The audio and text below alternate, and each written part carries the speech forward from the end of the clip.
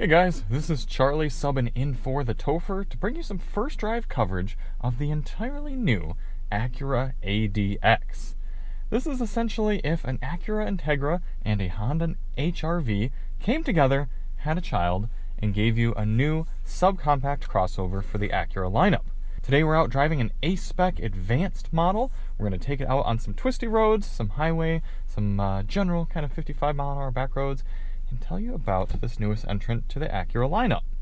Let's hop out and take a look at it here in this urban gray pearl, a color we're seeing a lot of in the Honda and Acura lineup.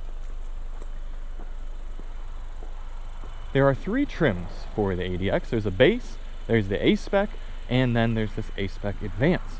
They all get the same 1.5 liter motor, making 190 horsepower and 179 pound-feet of torque. Yes, this is essentially the same motor you get in the Integra, the base Integra, not the Type S. But it's detuned a little bit, and it's got a very broad torque curve, starting at about 1700 RPM all the way up to about 5000 RPM, giving you a very smooth, refined power. 87 octane fuel optional, 91 recommended. We're seeing independent rear suspension, McPherson front, and fitting in with all of that, it drives like a Honda Acura product. It's actually really well packaged with the little bit of time I've spent with it so far. Remarkably low lift over height here. We're seeing about 27 inches. Very smooth also. Honda claims that you should, Acura claims that you should be able to fit two full-size mountain bikes with their tires off in the back here. If you fold down this seat, this is actually something I kind of like. Well, you could practically fold the seat without moving the front seat there, and then you get a very low and flat load surface. Pop this off here real quick. Oh, there we go. It slides out. Okay, yeah, that's pretty spacious right there. In fact, it looks like the front seat, the seat bottom here, actually kind of moves. That's pretty clever. You can see the whole thing's kind of coming backward and folding down. Okay. It probably does that in the HR-V too. It's just been a while since I've spent time with an HR-V. Good amount of space, good amount of usability, and a lot of people are going to appreciate that there is indeed a spare tire under all of this, right in there.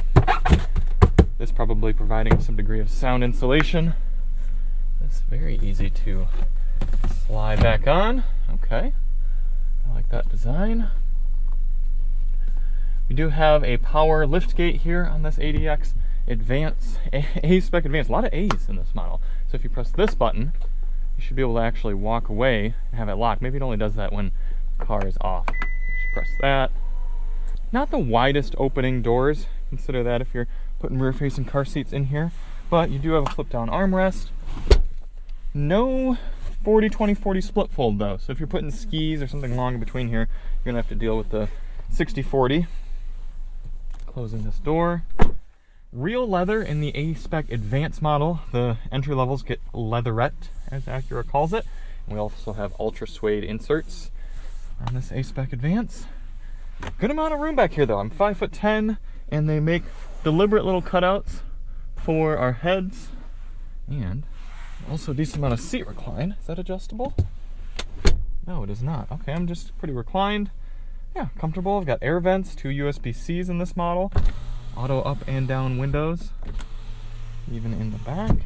You can see these ultra suede inserts come back here as well. This is a new interior paint color, or paint scheme, color scheme I should say. I believe it's called Orchid. And then this blue insert. Outside colors, there are two A-Spec colors as well, an Adriatic Sea blue, and then I think Milano red, something like that. Two pretty vibrant colors. Let's pop the hood and take a look at this 1.5 liter turbo. Again, a motor we've come to know and love. Seeing it in a lot of different Honda Acura products. Alright, no hood struts. I noticed though a ton of room up here. If you look around, this is a very large hood and engine area for such a small vehicle. I feel like I could reach in and grab the entire motor. Transverse mounted. This is a front wheel drive platform. Front wheel drive is standard on the ADX with all wheel drive optional. This one we're driving is all wheel drive. car starts at about $34,000, makes it all the way up to about $45,000 as you're looking at it here. They're ventilated seats, 15-speaker Bang & Olufsen sound system. If you do want to see a dedicated review of that, check the link below. This top-level model also gets a Google-based, Android Automotive-based infotainment system. So you've got full Google Maps in here. You can install Google applications. Very responsive, an anti-reflective coating on it. Works well, easy reach, volume knob, love to see that, as well as physical track controls. Full digital gauge cluster as well, giving us information within both analog screens. It's a handsome interior, a lot of nice utilization of space and design and materials. Do have some piano black right here. Be interesting to see how that holds up over time. But up front, we're seeing really nice controls for the HVAC, as well as wireless device charger in there. 2 different cup holders, although they are spread out. One up here, one back there. Yeah, let's go for a little drive, since this Toyota seems to want to go where we were parked.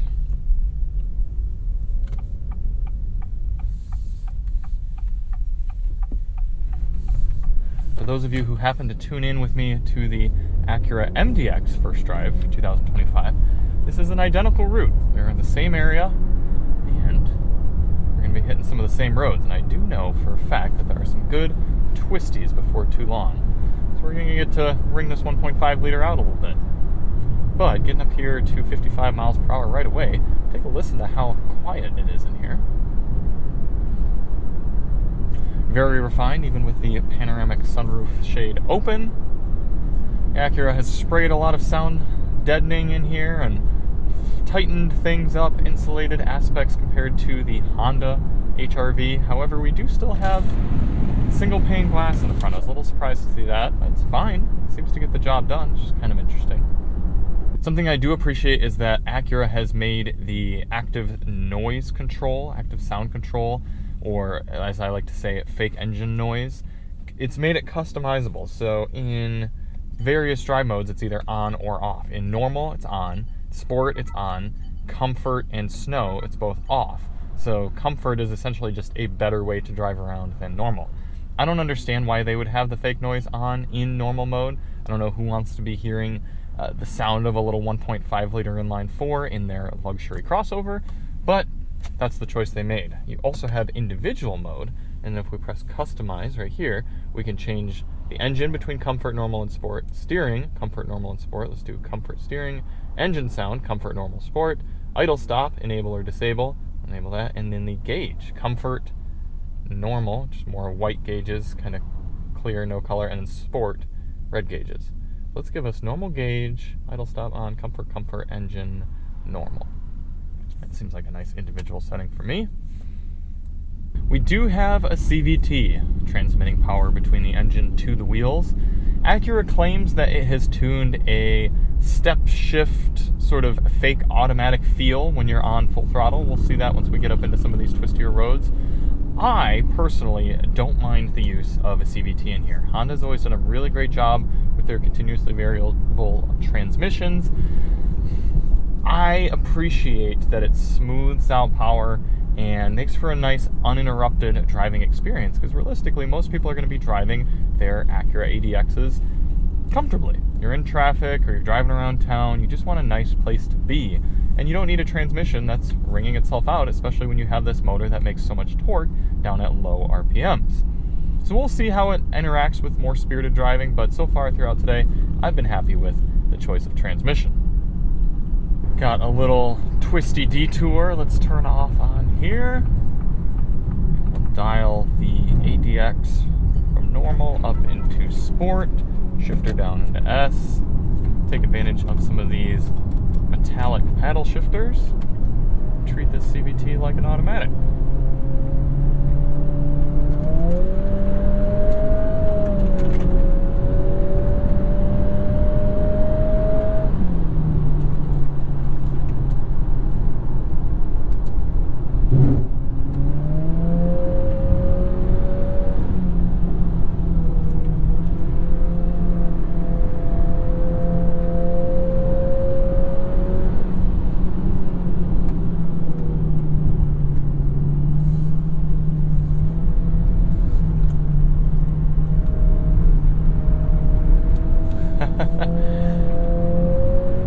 little down on power, but it does have that classic Honda Acura turn-in and immediacy.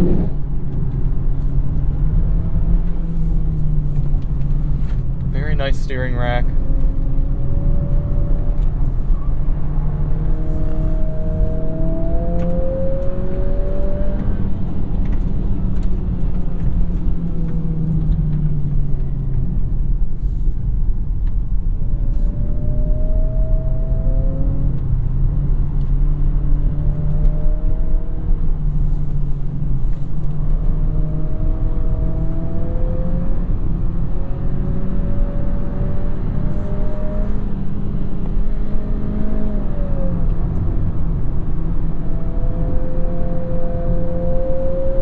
I will say the transmission is acting like an automatic. I bet if I hadn't told you that it's a CVT and you didn't know, I could have fooled you.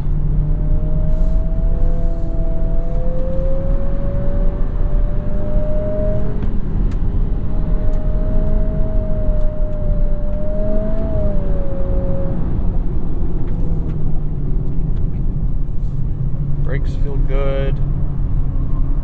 Got ventilated discs, at least up front.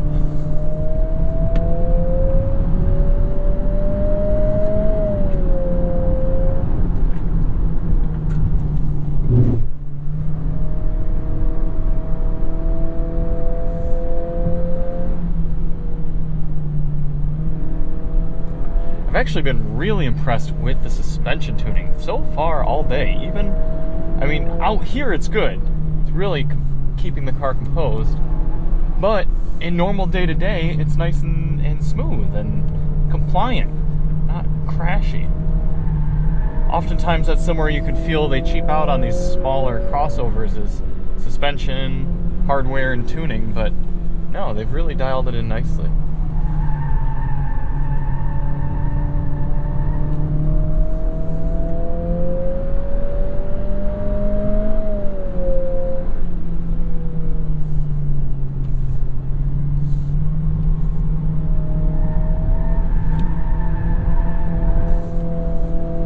Very predictable.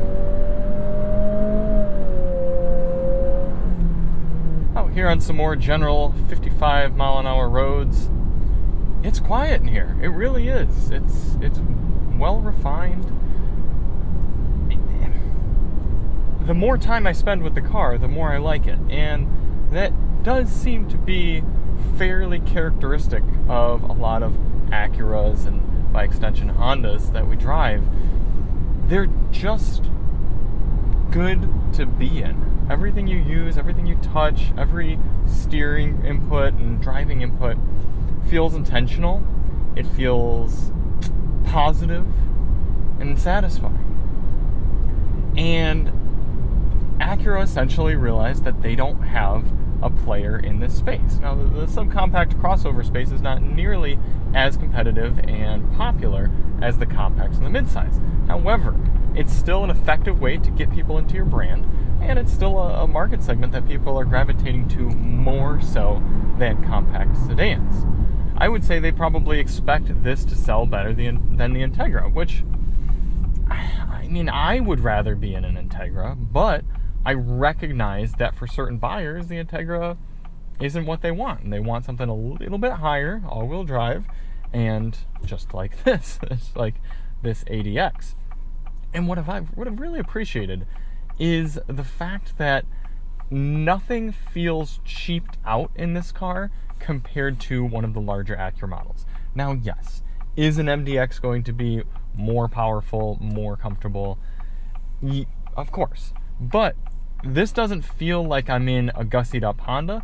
This feels like I'm in a proper Acura and proper luxury product. I've got all of the features I want. I've got the heated and cooled seats, the heated steering wheel, the quite good Bang & Olufsen sound system, the very good infotainment system. I know some people are going to be like, oh, the screen's a little small. It's functional. It works well. Got the digital gauge cluster. Got the nice touching materials. It's comfortable. I've got four-way lumbar adjustment. Short of something like massaging seats, this is what you want from a luxury car. And the more I think about the fact that We're paying about average new car transaction price here in the United States for this vehicle, about $45,000, $46,000 with a few different color choices. I'm not mad at all. And I appreciate that the spaciousness is so maximized, because there are people who might have only been considering compact or larger crossovers who could get away with this subcompact crossover because it is so well space optimized. Now, I know Acura says that you can get the 2 full-size mountain bikes in there, take their tires off and everything. I don't think if you're somebody who's regularly doing that sort of activity, you should be looking for a car like this. You should perhaps go up to an RDX. But maybe if you are somebody who lives in a tighter city area and you just really want as minimal of a footprint as possible in your vehicle, and you like driving smaller cars, you just need that little bit of extra traction with the all-wheel drive system occasionally, and a little bit of that extra space for the occasional bicycle or work apparati or people, whatever you need to do. The fact that that rear area is so gosh darn usable, it's going to be a big appeal for a lot of shoppers.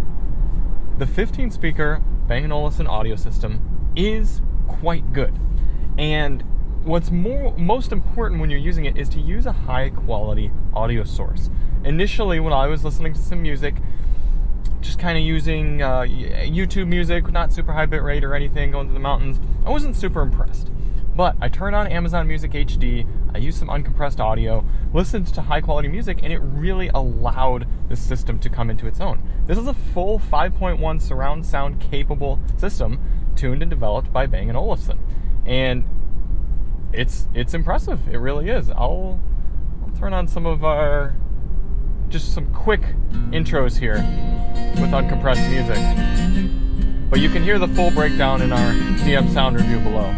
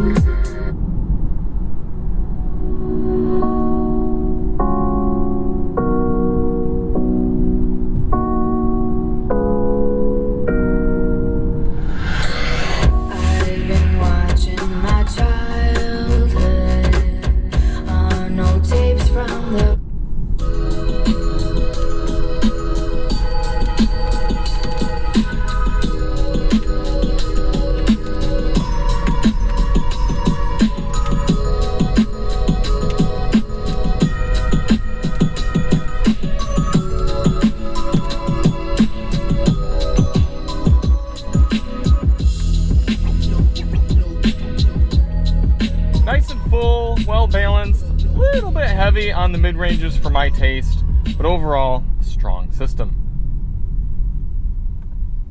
Any critiques on the car? Yeah, maybe we could have a little bit less road noise. It'll be illuminating here once we get onto the highway for a portion, see how that behaves. And then, yeah, it just really isn't a sportsmobile like you might be able to get from some other vehicles in this class. It just doesn't make the power, and it just doesn't have the transmission. But I think for most people in this market segment, it's going to be plenty fine. You can see we've got navigation up there in the gauge cluster, telling me I've got a left turn in 0.2 miles.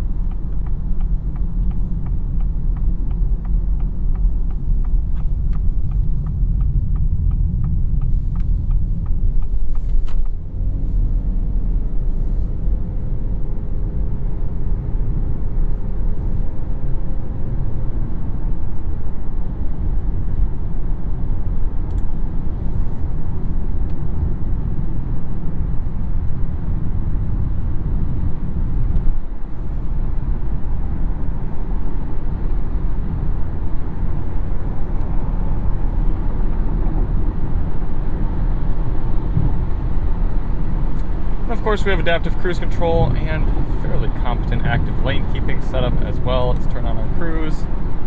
Active lane keeping on. Car centers itself nicely in between the lanes. Doesn't seem to be ping-ponging back and forth. We're slowing down for this Tesla now in front of us.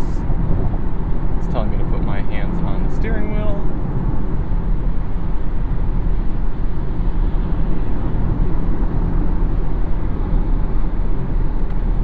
Oh, Tesla's moving.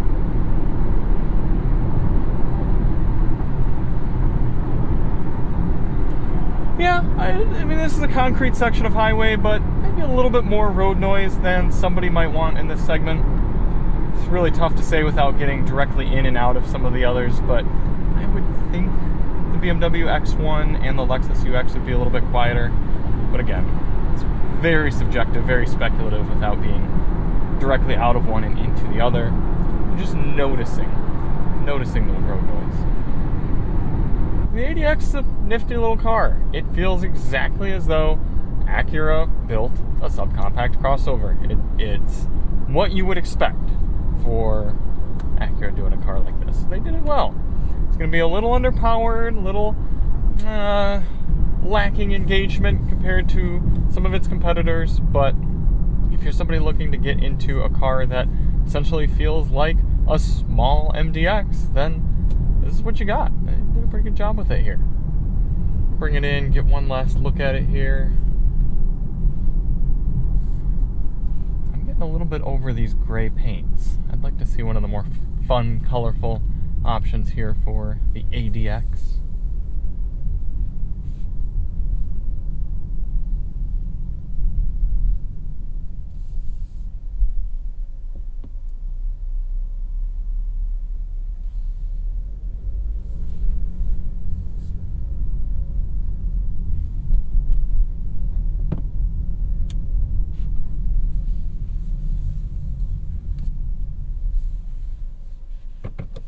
There's our 360 cam.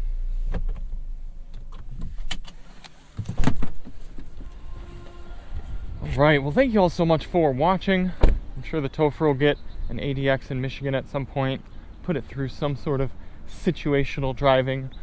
But I think this one looks good, drives nice, gives you a nice place to be for $45,000. So thanks for watching, everybody, and we'll see you on the next one.